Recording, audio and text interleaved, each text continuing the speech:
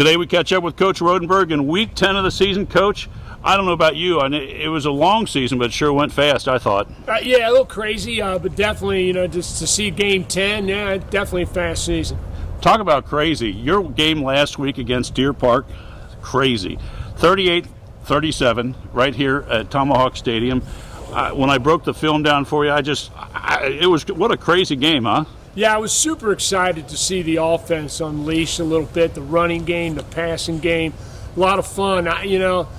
Unfortunately, I knew we would have trouble stopping their run game. I mean, I like when teams come in and throw against us.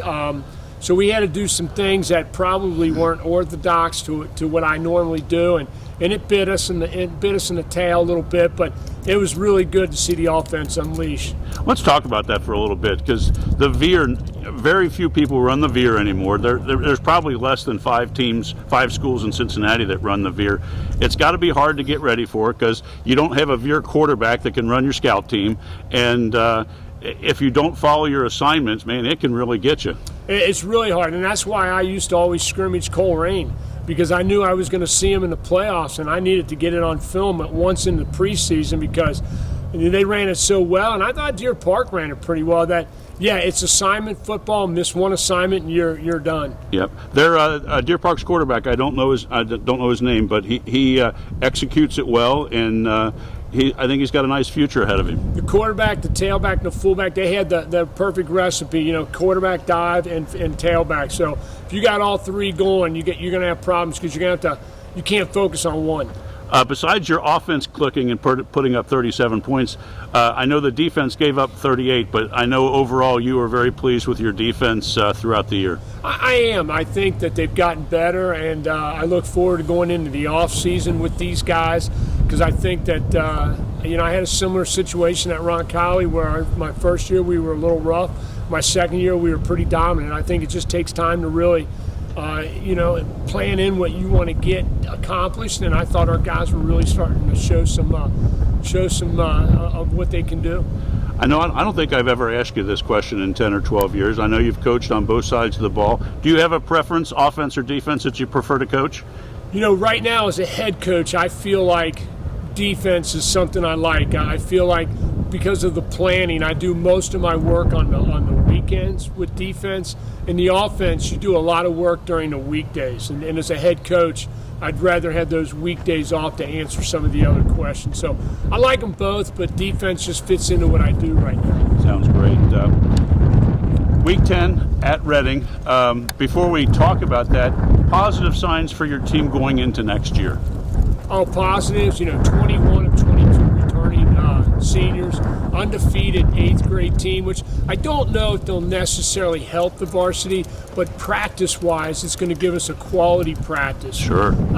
So, I think it's like I told all those guys, as seniors, they're going to be, they're going to be 10, 15 pounds heavier. They're going to be older. They're going to have more experience. I think we go into next year with a really respectable football team as far as experience, as far as the dedication that these guys had in the weight room in the off season, and I don't see that changing. Sure. We'll be. And the lessons we've learned from this year.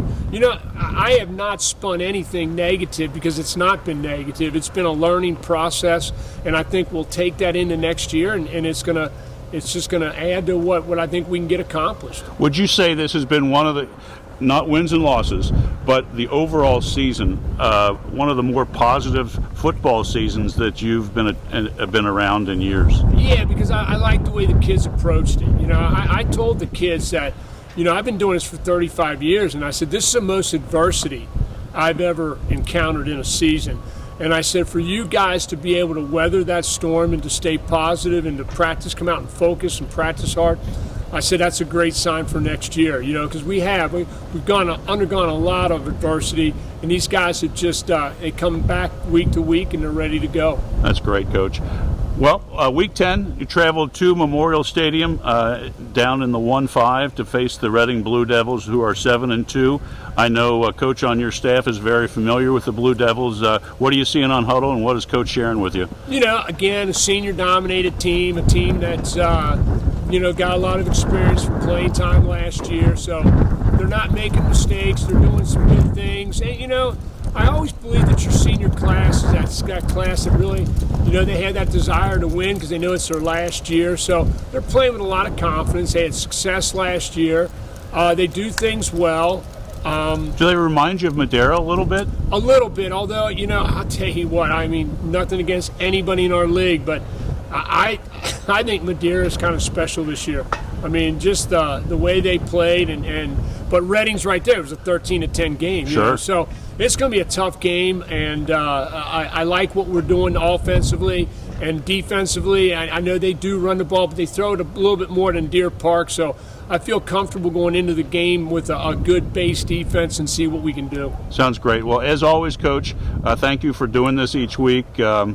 We hope the fans and the parents and everyone got something out of these each week. And then we'll do this once a month, talk about weight room work, your speed training and all that stuff. But I greatly appreciate your time. Well, I appreciate the community. They've come out and they've been nothing but positive. And, I just want to assure people that good things are coming because these guys are really good. They got great attitudes. All the best, Coach. Thanks.